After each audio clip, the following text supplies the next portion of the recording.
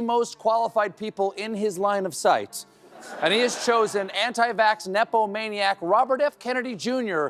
as Secretary of Health and Human Services. Conspiracy that COVID-19 was ethnically targeted to spare Jewish and Chinese people. Did you know that 100% of Trump's latest cabinet picks have been called the worst choice possible by experts in their fields? It's true. From RFK Jr.'s anti-vax crusade to Gaetz' ethics nightmares, these nominations are breaking records, and not the good kind. But here's the kicker, 78% of Americans think these picks are a joke. So why is Trump doubling down? Is he trying to win a most controversial cabinet award? Or is this just a giant middle finger to, well, everyone? Guess how many conspiracy theories RFK Jr. can fit in one speech? The answer might give you a headache, and not just from the 5G he thinks is melting our brains. Let's talk about Bobby Kennedy Jr., the guy who went from environmental lawyer to Trump's pick for health secretary faster than you can say, vaccines cause autism. Spoiler alert, they don't. But don't tell that to RFK Jr., who's been spreading more misinformation than a game of telephone at a flat earth convention. This dude's got some wild ideas about health. He's claimed that Wi-Fi is cooking our kids' brains, that chemicals in our water are turning frogs gay, seriously, and that vaccines are a big pharma plot to make us all sick. It's like he's playing conspiracy bingo and trying to get a full house.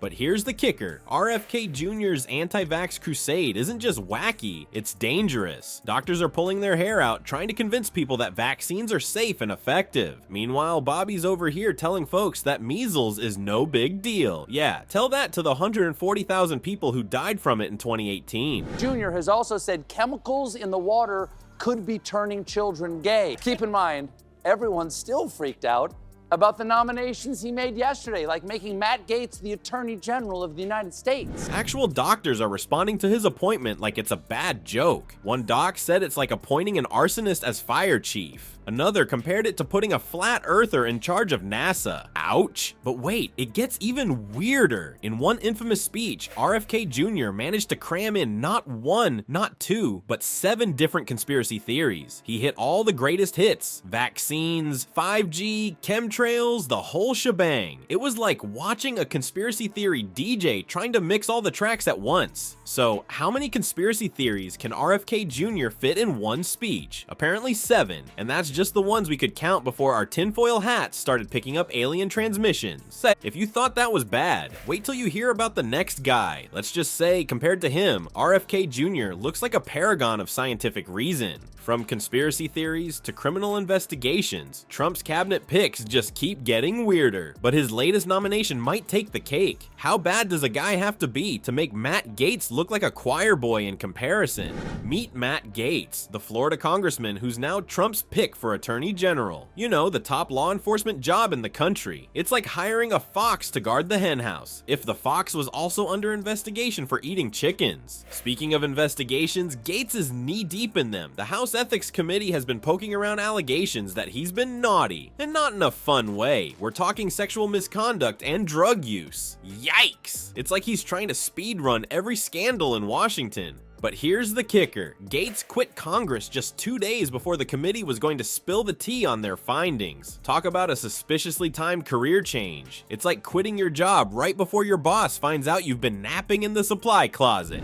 Before the committee was set to vote on releasing a highly damaging report outlining its investigation. So now, Gaetz almost certainly won't face consequences. Even Republicans are horrified by the Gaetz nomination, like former Trump National Security Advisor John Bolton. Republicans are not happy about this nomination. They're reaching for the barf bags faster than passengers on a turbulent flight. Even Ty Cobb, Trump's former lawyer, called it a "fuss you to America." When a guy named after a baseball player is throwing that kind of language around, you know it's bad. But wait, it gets fishier. If Gaetz becomes AG, he'll have access to all the juicy files about investigations into himself. It's like letting a student grade their own exam. The potential for abuse is higher than Snoop Dogg at a cannabis convention. As Attorney General, Gaetz would be in charge of federal law enforcement investigations and have a big say in legal proceedings. With his track record, that's about as reassuring as putting a pyromaniac in charge of the fire department. So, is Trump's new cabinet just a big middle finger to America? Well, when your attorney general pick is under investigation and even your own party is puking at the thought, it sure looks that way. It's like Trump's playing a game of who's the worst person for this job and winning by a landslide.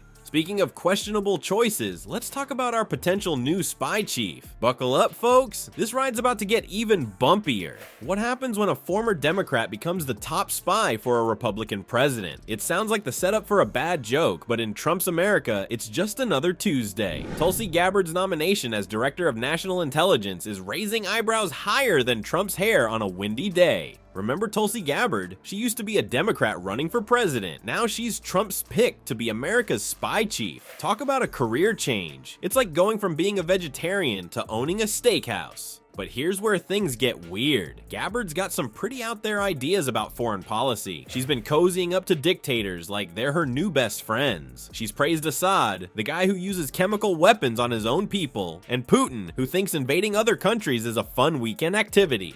And get this, Gabbard actually said Russia invading Ukraine was Ukraine's fault for wanting to join NATO. That's like blaming the kid who got punched for having a punchable face. Not cool, Tulsi. Gabbard is a conspiracy-spreading MAGA hanger-on who was not on anyone's radar to be nominated for Director of National Intelligence, the head of all of America's spy agencies. The worst nomination for a cabinet position in American history, and former Trump lawyer Ty Cobb called Gaetz' nomination a f*** you to America. Now, the Director of National Intelligence is supposed to be the grown-up in the room when it comes to America's spy agencies. They're in charge of making sure all our spies play nice together and share their secret info. But with Gabbard in charge, it might be less James Bond and more Austin Powers. The spies are not happy about this. They're freaking out like teenagers whose parents just joined TikTok. They're worried Gabbard might be more interested in making friends with dictators than keeping America safe. But here's the real kicker. How did Tulsi go from running for president as a Democrat to being Trump's spy chief? Did she fall down a MAGA rabbit hole? Or is this Trump's way of saying, I picked the most controversial person possible for every job? Either way, it's clear that in Trump's cabinet, the only qualification you need is the ability to make people say, wait, what? Really loudly. Now, let's zoom out and look at the bigger picture, because while we're all distracted by this political circus, there's some serious stuff going down with our kids' lunches. While we're laughing at Trump's wacky cabinet picks, something serious is happening to our kids' lunches. Lunchables, those little boxes of processed joy, are getting the boot from school cafeterias. But why? The answer might make you lose your appetite faster than seeing Trump in a swimsuit. Turns out those cute little packages of crackers, cheese, and mystery meat weren't exactly health food. Shocking, I know. The extra cheesy pizza and turkey and cheddar cracker stackers have been shown the door because they're about as nutritious as eating the cardboard box they come in. But here's the real kicker. These lunchbox favorites were packing more than just empty calories. Scientists found that Lunchables had high levels of lead and cadmium. Yeah, you heard that right. Those little trays of convenience came with a side of heavy metals. It's like someone decided to spice up lunch with a bit of periodic table roulette. No wonder kids were bouncing off the walls. They were probably half Transformer by lunchtime. I don't think it's a serious nomination for the Attorney General. This one was not on my bingo card. Was hatched aboard Trump's airplane en route to Washington, on which Gaetz was a passenger. So it turns out Trump is filling his cabinet with a game of I Spy on his plane. But let's zoom out a bit. This Lunchables drama is just the tip of the iceberg lettuce when it comes to kids' nutrition in America. We've got a real problem on our hands, folks. Our kids are chowing down on more processed foods than a robot at a microchip buffet. It's leading to a whole bunch of health issues, including the kind of obesity that makes Santa look svelte. The experts are freaking out, and not just because they lost their favorite midday snack. They're worried that all this junk food is setting our kids up for a future full of health problems. It's like we're feeding our kids a time bomb of sugar, salt, and fat, and then acting surprised when it blows up in our faces. But wait, there's a silver lining. And no, it's not the foil from a Lunchables package. Schools are trying to turn things around. They're pushing for more fruits, veggies, and whole grains in lunches. It's like they're trying to make cafeterias great again, but with actual food this time. So why are school kids saying goodbye to their beloved Lunchables? Because sometimes love hurts, especially when it comes with a side of lead poisoning. It's a small step, but maybe it's the start of something bigger.